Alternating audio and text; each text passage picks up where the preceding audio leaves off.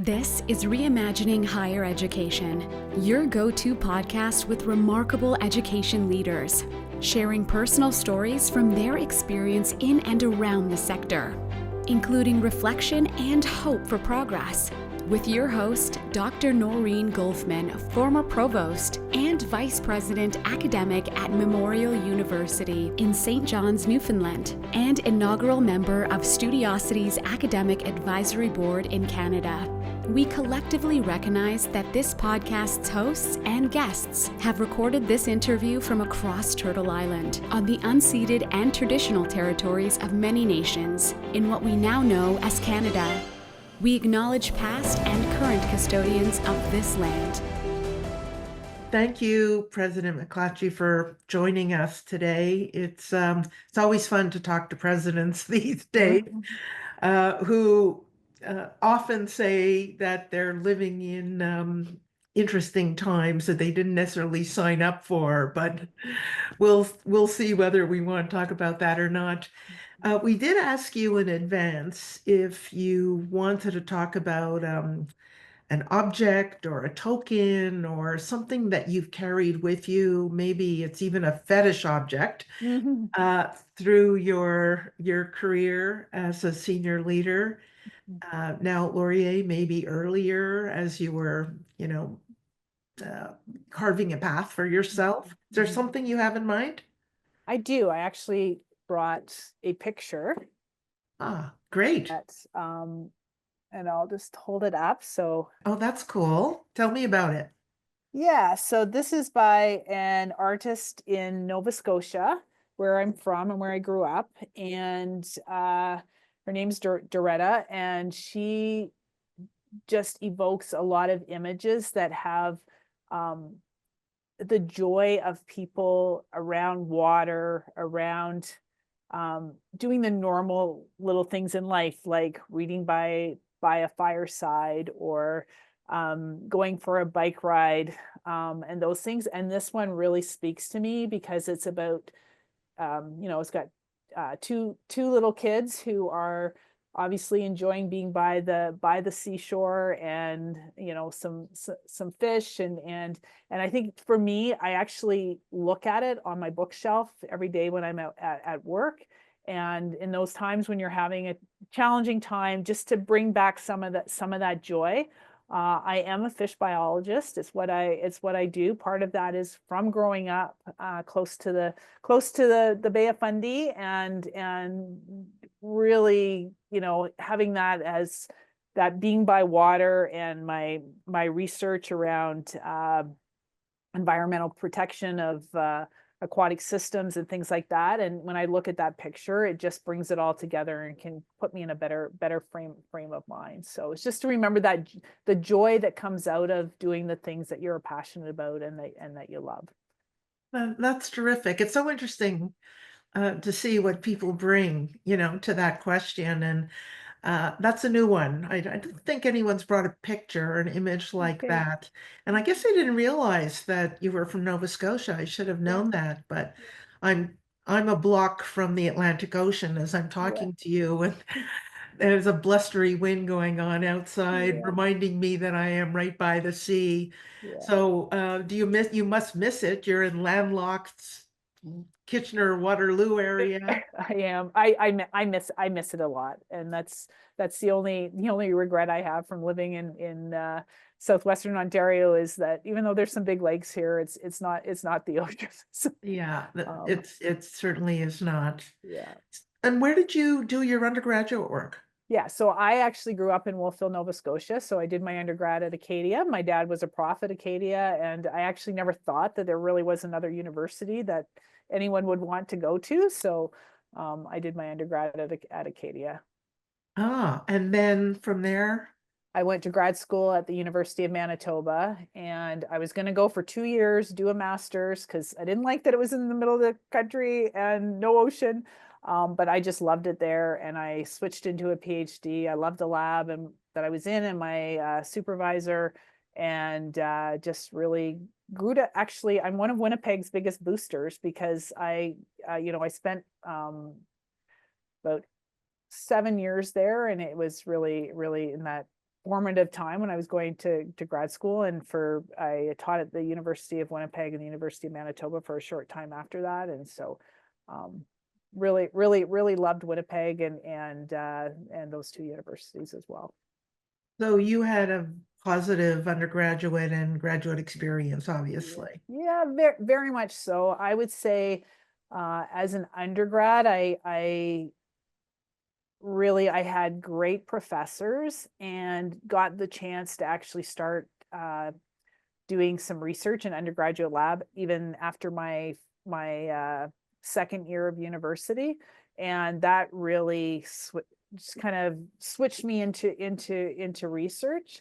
Like many biology students, I always say, "Oh, I'm going to go to med school," and then went as far as writing my MCATs with all my peers and everything. And then I got to the point, no, it's really the research that I love, and fish physiology was really the passion that I had, because I had a great undergrad prof in that area and did my honors thesis in that area, and just that's been one of the sort of the cores through all my through core lines, I think, through all of my academic life. So Yeah, that's not uncommon for people who stay in higher ed, one way or the other, to have had mentors like that, or influential professors at a really formative moment. That was certainly true for me. The other piece of it you mentioned is being encouraged to do research earlier than maybe normal or average. And I don't know whether that potential or that opportunity is still there as it was for you for undergrads. Do you think it is, to get people involved that early in doing research, being in the Yeah. lab? And I mean, I think in science it is, and certainly I know there's a lot of undergraduates like in the biology and chemistry and other parts of science here at Laurier. And they've done lots of studies that show that undergraduate research experience is yeah, the one factor that propels people into graduate school and doing well in graduate school. So we do know that that's a very formative experience that students have as undergrads. right. And were you really conscious of that as an educator yourself when you started to teach and do research? And was that something you carried with you in your own practice?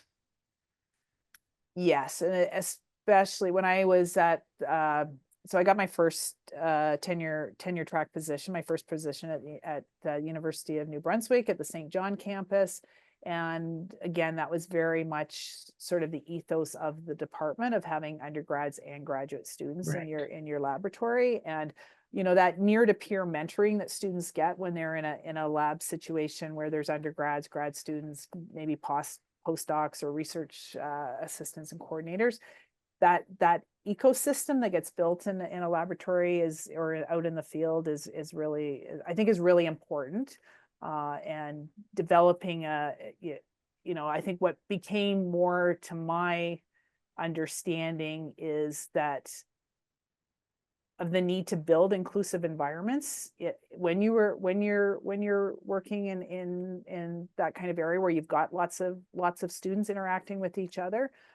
So I think it was serendipity that had me in good labs when I was a student, because I wasn't looking for it. And I think over the years, I've just had developed a different lens on the importance of how you supervise, the mentoring that you do, the role model that you are, those kinds of things. When you look back, were there key moments, opportunities that made you take that step or that step? And, here you are, president of a university, and, what do you see as the line of continuity or the doors opening on those Right. dots on that Yeah. line?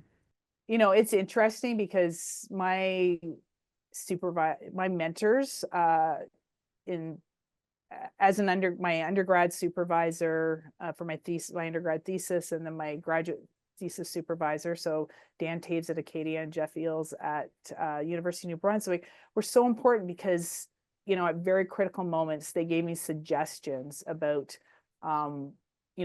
here's somebody I know in the field, so that next step sort of they laid the path for it. So, it was my undergrad supervisor that suggested that where I went to do my master's, and the supervisor would be a good fit for me. And the same thing when I went to do a postdoc at Guelph after Manitoba, that connection was there. And so I think that mentorship, but I would really say that one of the most important people to me was my dad, who passed away just this past November. But he was a professor at a university, and he has 3 daughters, and he always encouraged us to do what it was that we loved, and to really meet all of the potential that he saw in us. And so, I owe so much to my parents, and particularly my dad, for that, just always being there. And even in an era when, there were no women, I had one sort of woman professor who was an instructor, and, wasn't even award, like when I was going through biology at that time, and that was back in the 80s. And you just think how much, universities have changed, how much the representation in our faculty ranks have changed, how important that is for our students to be able to see and experience those role models. And so when I look back, how important that was, that I had mentors and parents who really just encouraged me to do what it was I loved, and to fulfill the potential that they saw. Absolutely. That covers that waterfront for sure. Same for me. I have to say, was your dad a biologist? He was a physicist. Yes. Okay, so yeah. same sector. So Yes. right. Yeah. Cool. And so what about the shift to becoming a university leader or, administrator? I'm not going to use the term manager, which is much more derisive. Was thrown at me a number of times, but how did those choices get made? Yeah. Well, I think a turning point for me was when I was at the University of New Brunswick, St. John, and the biology department that I was in was thinking about starting a new major in environmental biology, and of course, that anybody who works in a university knows that involves a lot of paperwork and developing the program, and because it's got to get approved at in the department and the faculty and the Senate, and I realized at the meeting that I suggested we should go in that direction, that if it was going to get done, I would have to be the one to really, take the lead on it and author it. So I remember I spent one December holiday vacation period writing this proposal, right? And I think that was really my first taste of, actually seeing something that you could move forward in the institution that you were passionate about, and then that you wanted done, and see it be successful, right? So that for me was one of the main turning points. And then, so unfortunately, that has been part of my mantra over time, that if you see something you want changed and should be done differently, really you have to stick up your hand and volunteer to take that first step, and try and move it forward. Of course, in hindsight now, some things work, some things don't, right? Like you try some stuff and maybe that wasn't the great direction to go in. But I think for me, that's been sort of the basis of the stepping stones over time. Yeah, that sounds very familiar for me too. I was just seeing the other day a survey, I can't remember the source, but I think it's in University Affairs actually, now that it's coming clearer, that not surprisingly, women do a lot of the sort of operational task work still at in higher ed at universities, probably true in colleges too, but don't necessarily end up running the programs or leading the initiatives that they start, or that they frame and prepare and materialize. So I guess it did work for you that way. It certainly did work for me that way too, but it's interesting that doesn't necessarily follow that seeing things through to getting it done means that you then end up owning it or running it or managing it. So Right. Yeah. there's still many challenges, certainly, for women in the academy.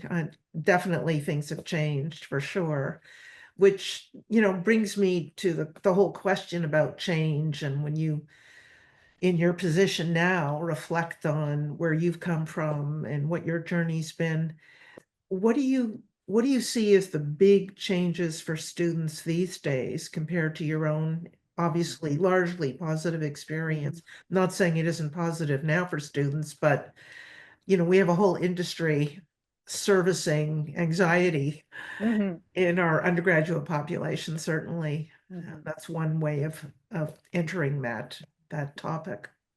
I'm amazed at students today because I see that they have, you know, by and large, like the way that they can do presentations, the way they can advocate for themselves and for others, their interest in being involved and being engaged and doing things, like it seems like it's just they're much better at a lot of that than I remember myself and my cohort being. Like, I think we were a lot more, like, we were just focused on different things. And I think the school system has changed too, with the kind of skills that students have.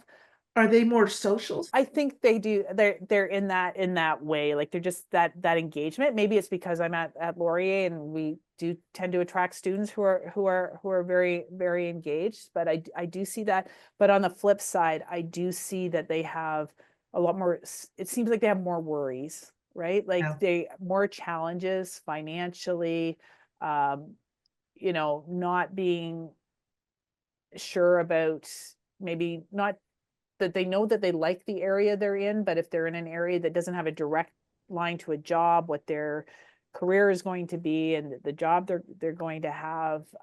We know lots of mental health challenges, challenges with housing, food precarity, and those things. So I see this balance. I see this difference of really engaged and really, critically thinking students who are concerned about what the future holds. And I don't remember myself or my cohorts, either in undergrad or grad, like, I think we thought things were going to work out, right? Like, in that, you go in a program you love and you work hard, that, it'll work out. And I'm not sure that all students, like, that many students think that, right? So Yeah. yeah. And understandably, Yes. yeah, it's a completely different world, Mhm. indeed. And how does that inform your own thinking about where Laurier is or Mhm. where higher ed is? And do radical changes have, I mean, some are saying universities really have to radicalize, whatever that means, form that takes. Mhm. But there is emerging that conversation, I know, Mhm. about uh, real change being necessary in view of what some may say is just, a crisis of well-being and or Mhm. non-well-being. Yeah.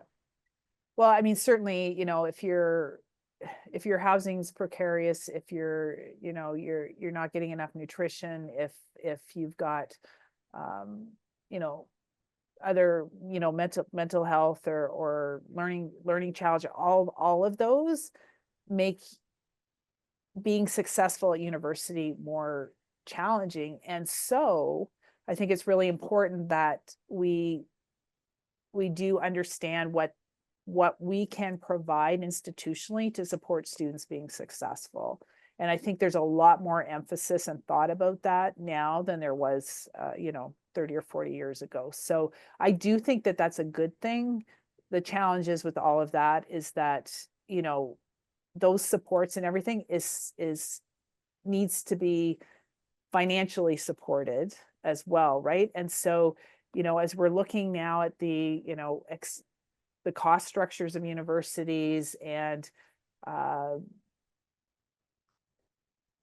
challenges with tuition freezes and government grant freezes and the rest of it, trying now to find the balance between the great educational experience that they get in the classrooms and labs and co-curricular activities with the duty of care supports that we have so that students can be successful. So it's really a challenge, and I think that one that maybe we give a lot of thought, and we talk a lot sort of on the macro level, but when push comes to shove and inside the institution, we have to holistically look at all the things that we're doing that support students to be successful. It's hard. Universities are big, complex plants that don't change quickly.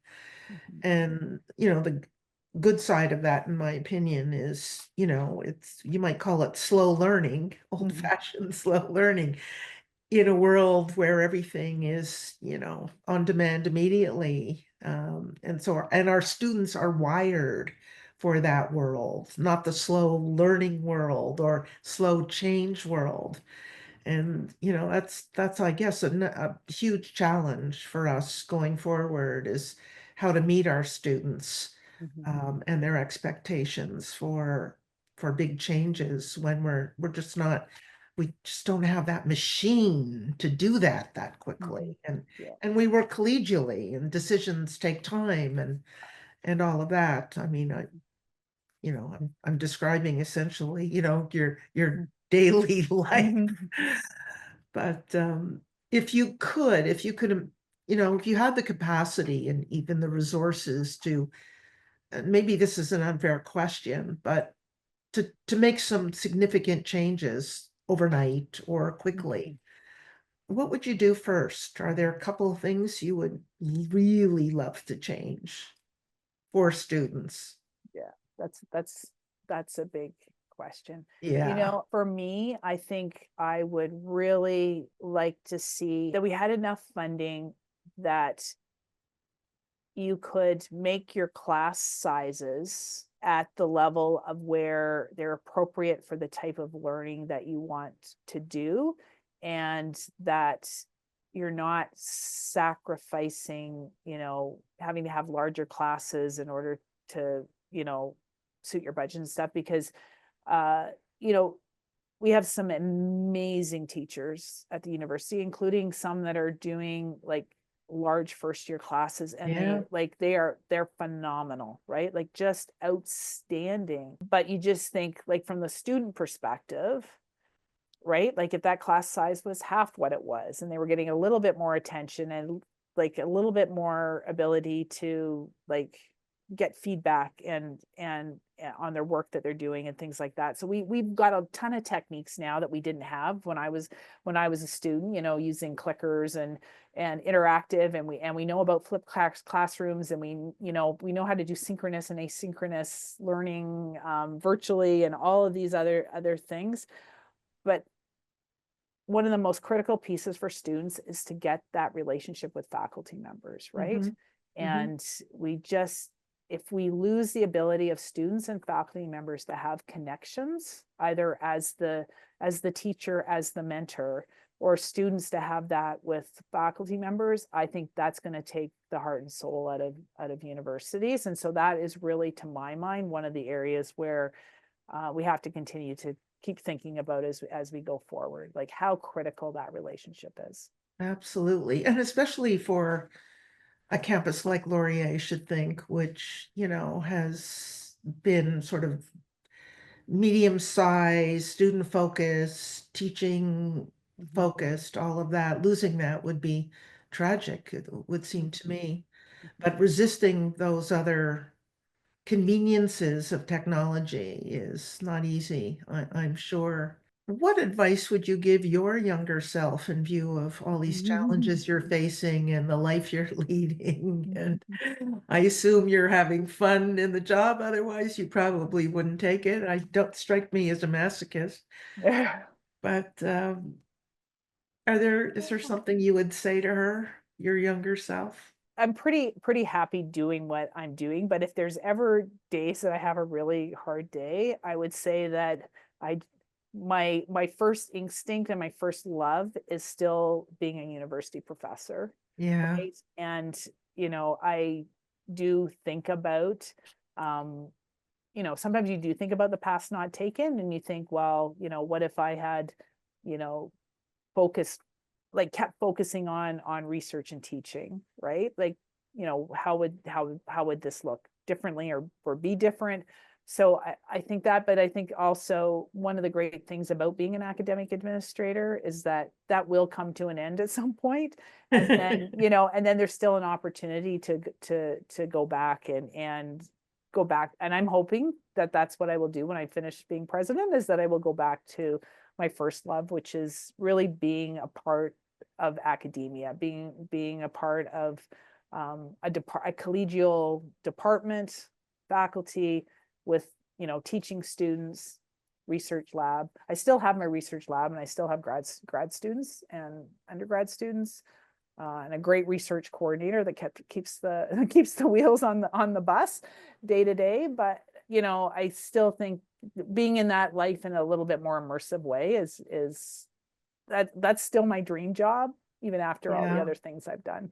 Yeah, 100%. I mean, I retired after being provost and vice president, just partly age and circumstances propelled me out of the academy in some ways. I'm still involved in other ways.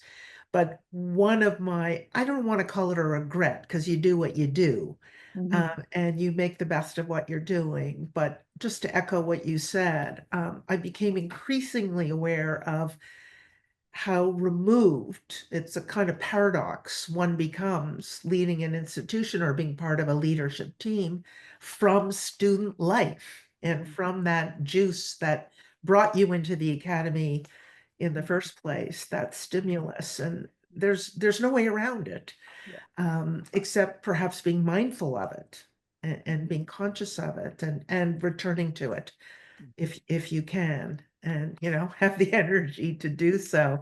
But I agree, and I'm not sure it's something we talk about enough, about how removed it just the job takes us from the daily life of campus life, of student life, of staff life, and it becomes more abstract as you're dealing with spreadsheets and, you know, proposals across your desk. When you're dealing with words, not necessarily with people in that direct way. You know, and that's why I think it's really important to, you know, spend a certain portion of each week, as much as possible, you know, with students, with faculty, with staff, to just really, it's the grounding that you need, and to, you know, realize,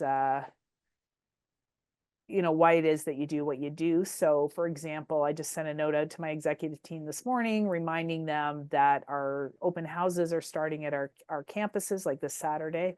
And then we have some subsequent ones so all of our campuses have an open house. And like, this is for recruiting the first year students for next year. And I really see those open houses and convocations as sort of the bookends. And out of, when you go to that and you're meeting with parents, you're meeting with students or prospective students, faculty members, staff, and seeing the whole university as this amazing ecosystem.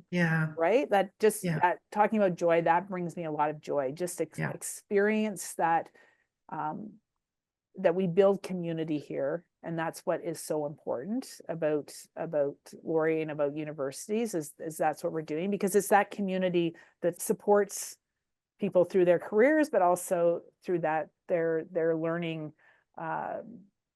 you know, that learning that they're going through as undergraduate and graduate students. So yeah, absolutely. Do you get do people come to you asking you advice about whether they should become a dean or director or administrator or university vice president or president? Or is it very person specific, or do you have some general advice that you give?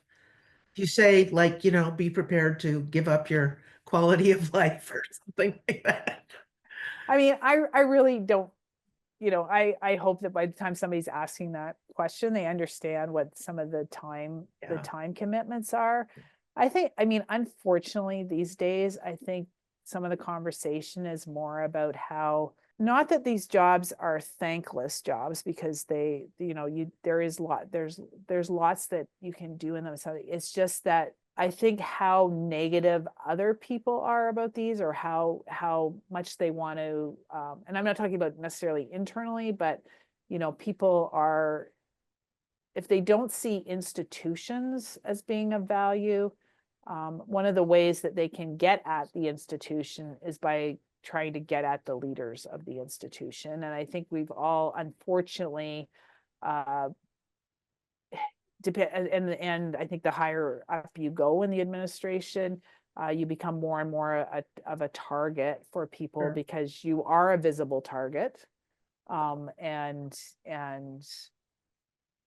yeah, and I do think that if you're from an equity deserving group, if you're a woman, if you're, if there's anything there that they can like use as an extra, like, kind of turn of the screw, that they will do so, right? And I think that's just, unfortunately, social media, those pieces are just, they're very different now than they were 10, 20, 30 Absolutely. years ago. I mean, I'm always amazed. Sometimes I was looking at somebody's bio the other day who'd been a president like decades ago, and they've been a president for like an American university for like 35 years. And I'm like, Yeah. unheard of, right? Like, Right.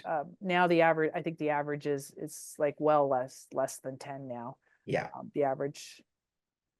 Yeah, you're up there with some of the record holders now in this country. So Yeah. good on you. Yeah. Just perhaps a last question, since this podcast is being hosted by Studiosity, that I serve on the board of, or the Canadian Advisory Board. Just curious about your thinking about AI as a new technology in learning, and what sort of focus you or your team are given to that. I've been part of these conversations, both, through these podcasts, but more broadly on panels and other discussions. So, like, in some ways, it's very embryonic. We're still trying to figure out how to frame it, regulate it, what to do with it. But, stuff's happening quickly. Yes. So have you got any thoughts about that as a scientist and educator? Yeah. We've done a lot of work at Laurier of developing, policies and principles around our use of AI. We focus first off on use in the classroom, and giving students and instructors the like appropriate tools, and sort of looking at its guardrails. Not so much thou shalt not is the guardrails on that. Talking a little bit more now around more use sort of administratively, and what that might look like. So I think we're in the middle of a conversation right now. Yeah. And I think there's different levels of AI. Like, we've had chat bots and some of those things for a long time, right? Those aren't maybe the same as some of the large language models that are doing some of the other type of work. And so it'll take us a while to find the niche and what works and what doesn't work. I think the one thing that I'm really trying to understand by my own extramural reading is the amount of energy that it takes. Like, if you're going to have these large AI computational activities going on, how do we balance that in an era of where we should be thinking about climate change, where we're thinking about energy use?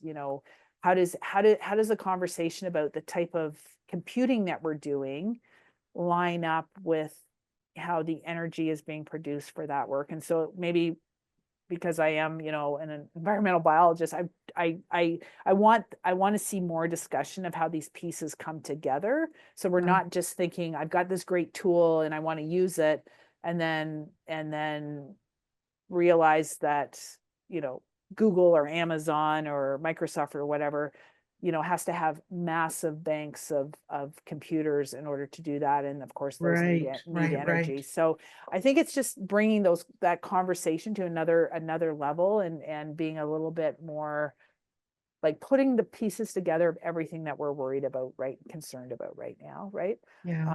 And of course, I think also considering privacy and data and IP and all those things have to be part of the conversation. And academic integrity. And academic Yeah. yeah. Well, that's really interesting. Yeah, I guess, we're so caught up in trying to figure out how to use a system or an application and not necessarily thinking about what the bigger picture is that's generating this application and making it possible. Yeah. Well, good. I think that's an important question for people who are thinking about it for sure. And I appreciate that. Um, you've probably got a busy day ahead of you. It's still relatively early in your day, so I should let you go. I want to say I really appreciate this conversation. Anything you're thinking about that you might want to leave anybody listening, students, faculty, your colleagues with? Yeah, I mean, for me, I just one of the things I just keep thinking about, even though it feels like we're in an incredibly chaotic, challenging time, that institutions like universities have been around for 1,000+ years, and we have an incredibly important role to play, to support dialogue, support the pursuit of truth, to support democracy, to do these things, and not on all the challenges that we have on a day-to-day basis, not to lose sight of really the core institution, the core role that we have as institutions in supporting everything that we value, right? Especially as a Right. democracy. Absolutely. And at a time when I guess our need to articulate that value is more urgent than ever. There's some sense, I don't know how real it is. I'm not sure it's as profoundly dissonant in this country as it might be, say, in the United States or other places, but I still think there's a core foundational belief by our social order that universities do have that value and generate that value for society, for now and into the future, but it's fragile. It does feel like these are vulnerable times, and what we might have taken for granted is a little more at risk. Well, thanks for your leadership and thanks for this conversation. I really appreciate it. I always feel stimulated talking, especially to another woman leader. So it's great that you've made the time for this. Well, thank you, Noreen, and thank you, Studiosity, for giving me the opportunity. I really appreciate it. Visit studiosity.com/students first for information on the next Students First Symposium, an open forum for faculty, staff, and academics to candidly discuss and progress the issues that matter most in higher education.